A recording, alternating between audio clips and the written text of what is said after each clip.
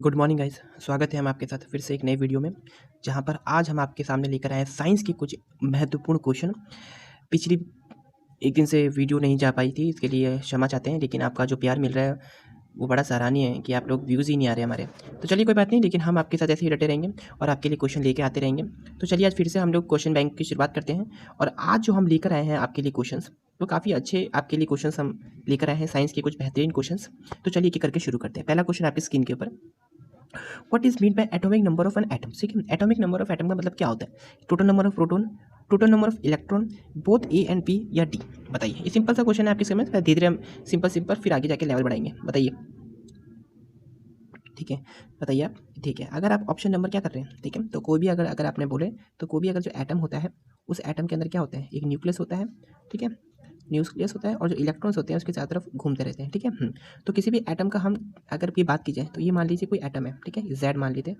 तो हम तो कैसे लिखते हैं, एक उसका होता है एटॉमिक नंबर। जैसे मान लीजिए एक मिनट, इसको आप मान लीजिए एक्स। ठीक है। इसको आप मान लीजिए एक्स है। ठीक है, इसको आप मान लीजिए एक्स है। ठीक है, तो इसका एक जेड होता है, मतलब जेड मतलब उसका एक एटॉमिक नंबर होता है और एक उसके पास एक एटॉमिक मास होता है। ठीक है, एक एटॉमिक मास होता है। ठीक है, जेड जेड मतलब एटॉमिक नंबर। एटॉमिक नंबर का मतलब क्या होता है, एटॉमिक नंबर का मतलब होता है कि टोटल नंबर ऑफ प्रोटॉन या टोटल नंबर ऑफ इलेक्ट्रॉन वो किसके बराबर होते हैं, एटॉमिक नंबर के बराबर होते हैं। सो अगर आप ऑप्शन नंबर सी कर रहे हैं तो आप बिल्कुल करेक्ट कर रहे हैं। ठीक है। Now move to the next question.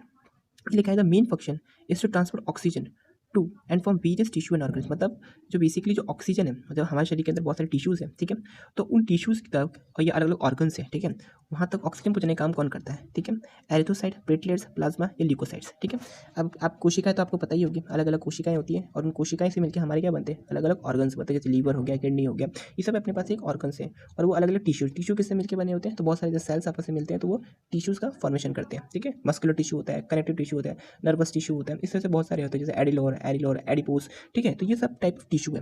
तो बताइए इसका आंसर क्या होगा? तो जो ल्यूकोसाइट्स होता है, अगर आप ऑप्शन नंबर एक कर रहे हैं तो भी करेक्ट है। जो ऑप्शन नंबर एक है ल्यूकोसाइट्स, वही आपको क्या करता है, आपके अलग अलग ऑर्गन्स और टिश्यू में ऑक्सीजन पहुंचाने का काम करता है। ठीक है, now move to the next question. Which of the following is not a characteristic of gymnosperm. इसमें तो जो जिम्नोस्पर्म की कैरेक्टरिस्टिक्स क्या नहीं है? Parallel venation, perennial plants, distinct branches, ये जाइलम या vessels, xylem with vessels, gymnosperm. ठीक है, बताइए। ठीक है, तो सबसे पहले अगर थोड़ा-सा हम आपको अगर डिटेल्स दें, तो अगर अगर यहाँ पे बात की जाए जिम्नोस्पर्म्स की, तो जिम्नोस्पर्म्स क्या होते हैं? तो आपने पढ़ा होगा, एक होता है अपने पास एंजियोस्पर्म और एक होते हैं अपने पास जिम्नोस्पर्म्स। ठीक है, तो एंजियोस्पर्म और जिम्नोस्पर्म में क्या फ़र्क होता है? तो एंजियोस्पर्म जो होते हैं, ये वो प्लांट्स होते हैं जिनके अंदर क्या होता है, एक प्रॉपर क्या होते हैं, फ्रूट्स होते हैं, प्रॉपर फ्लावर्स होते हैं। ठीक है, लेकिन जो जिम्नोस्पर्म्स होते हैं उसके अंदर आपने देखा होगा कोई भी फ्रूट्स नहीं होते। मतलब ये, मतलब जो यहाँ पे इसके देखिए, अगर थोड़ा-सा और समझिए, तो जो एंजियोस्पर्म होता है ना, एंजियोस्पर्म, उसकी जो सीड होती है, मान लीजिए बीज है, उसके जो ये बीज है, ठीक है, वो क्या होते हैं, कवर्ड होते हैं। ठीक है, उसके बीज क्या होते हैं, कवर्ड होते हैं। लेकिन वहीं अगर अपन बात की जाए अपने पास ये एंजियोस्पर्म की बात करें, वहीं जो जिम्नोस्पर्म की बात की जाए, तो जो सीड होते हैं वो क्या होते हैं, नेक्ड होते हैं। ठीक है, इस तरीके से इसके सीड क्या होते हैं, नेक्ड होते हैं। ना इनमें फ्लावर होता है और ना ही इनमें कोई फ्रूट होता है, सिंपल से पेड़ होते हैं खड़े। ठीक है।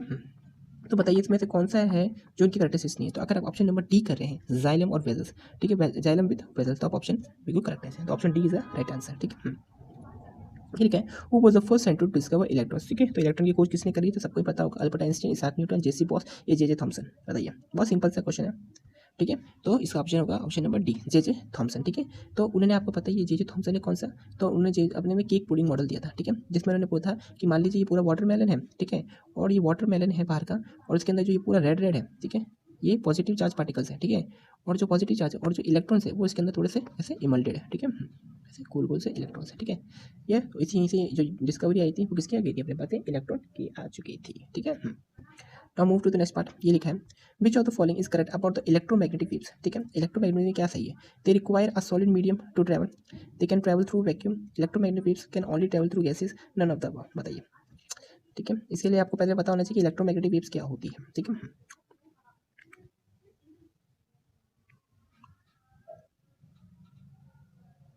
ठीक है, तो अगर आपको बात बताएं तो वेव्स, ठीक है, तो वेव्स क्या है? सबसे पहले अगर एक बेसिक पढ़े तो वेव्स क्या है? तो waves is a type of energy. ठीक है, ये क्या है? एक तरह की एनर्जी होती है। ठीक है, अब कोई भी जो वेव्स होती है वो दो तरह की होती है। एक होती है अपने पास एक होती है अपने पास मैकेनिकल वेव्स, और एक होती है अपने पास, थोड़ा सा इसको मैं सही से कर लूँगा, एक मिनट।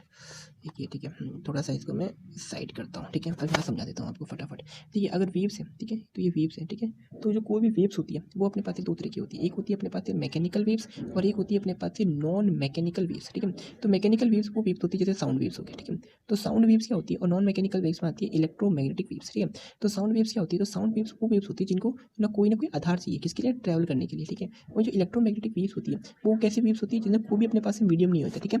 जैसे एक्सरे होगी, अल्ट्रा एक्सरे होगी, विजिबल लाइट्स होगी, अल्ट्रावायलेट लाइट्स होगी, वो सब कैसे में आती है, इलेक्ट्रोमैग्नेटिक वेव्स होती है, ठीक है। जिसे किसी भी मतलब किसी मीडियम की जरूरत नहीं होती है ट्रैवल करने के लिए। अब इस हिसाब से इसका आंसर दीजिए, तो इसके हिसाब से इसका आंसर क्या होगा, दे रिक्वायर सॉलिड मीडियम, मैंने आपको बताया कोई मीडियम नहीं, ठीक है। दे कैन ट्रैवल थ्रू, बिल्कुल वो किसी मीडियम से ट्रैवल, सही बात है। इलेक्ट्रो में ओनली तो गलत हो गया। तो अगर आप ऑप्शन नंबर बी करें तो बी करें, option B is the correct answer of that question, ठीक है। नेक्स्ट क्वेश्चन है, which among the following acid is generally used to first hand test for just whether a metal is gold और not, ठीक है। तो इनमें से कौन सा ऐसा एसिड है जिसको यूज किया जाता है गोल्ड टेस्ट के लिए, sulphuric acid, nitric acid, hydrochloric acid या सल्फ्यूरस एसिड, बताइए बताइए। सो बेसिकली इसका अगर आप ऑप्शन सी नहीं, अगर ऑप्शन बी कर रहे हैं तो बिल्कुल correct answer nitric acid. Nitric acid इसका करंट आंसर है। होता है क्या कि जब मान लो कि ये नॉर्मल मेटल है, ठीक है, और ये अपने पास से गोल्ड है, ठीक है, ये अपने पास से गोल्ड है, ठीक है। तो अगर आप किसी नॉर्मल मेटल में मैट्रिक अपने पास से डालोगे तो बेसिकली नाइट्रिक एसिड एक स्ट्रॉन्ग एसिड है, ठीक है। तो ड्यू टू दिस जो ये अपने पास से जो ये मेटल है ये बफर करना शुरू हो जाएंगे, ठीक है। लेकिन वहीं अगर अपने पास गोल्ड के ऊपर डालोगे तो इसके ऊपर इसका कोई भी इफेक्ट नहीं करेगा, चाहे वो गोल्ड हो या प्लेटिनम हो। तो move to the next position. ये लिखा which of the following gives the power of lens. Power of lens क्या है, equal to the focal length, reciprocal of the focal length, half of focal length या double of the focal length, बताइए। तो आपको इसका answer तो आप जानते होंगे, बताइए, ठीक है। तो आपने पावर एक आपने फॉर्मूला तक पढ़ाएगा, power is equals to reciprocal of 1 upon focal length. तो इसमें आंसर किसका होगा, so option B reciprocal of इस फोकल लेंथ, ठीक है। Now move to the next question, what is the charge of P type semiconductor. Positive होता है, negative होता है, न्यूट्रल होता है या नन ऑफ द होता है, बताइए, ठीक है। तो आपको बता दें, तो जो बेसिकली जो P type of semi conductor होता है वो कैसा होता है, एक न्यूट्रल सेमी कंडक्टर होता है, ठीक है। तो चलिए नेक्स्ट क्वेश्चन पे चलते हैं। ये रहा, consider the following statement sorry consider the following statement about soap and detergent, ठीक है। पर soap are sodium salt of fatty acids, detergent are sodium salt of sulphonic acid, ठीक है। Surface tension of water increase on added detergent and soap, which of the following statements correct. दोस्तों कौन सा सही है, पहला पूछ रहा है कि जो सोप है वो सोडियम है, फैटी है, सोडियम का सॉल्ट होता है, ठीक है। और डिटर्जेंट में सल्फोनिक होता है। वहीं जो सरफेस टेंशन है water increase on adding detergent and soaps, इनमें तो अगर आप ऑप्शन नंबर क्या करें तो इनमें से कौन सा करेक्ट है, तो ओनली वन इज करेक्ट, ठीक है। क्योंकि जैसे हमें पता है कि जो सरफेस टेंशन है, ठीक है, वो क्या होता है, इंप्योरिटीज मिलाने पे क्या हो जाता है, डिक्रीज हो जाता है। सो आप सेकंड गलत हो जाएगा, ऑप्शन इज करेक्ट, ठीक है।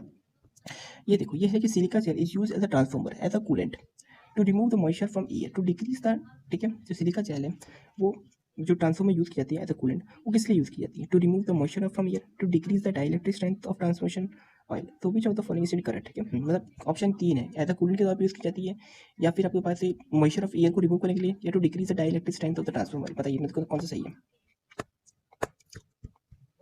सो अगर आप ऑप्शन नंबर सी करें, बिल्कुल ऑप्शन सी ओनली 2, ये वो remove the dielectric strength of transformer oil, ठीक है।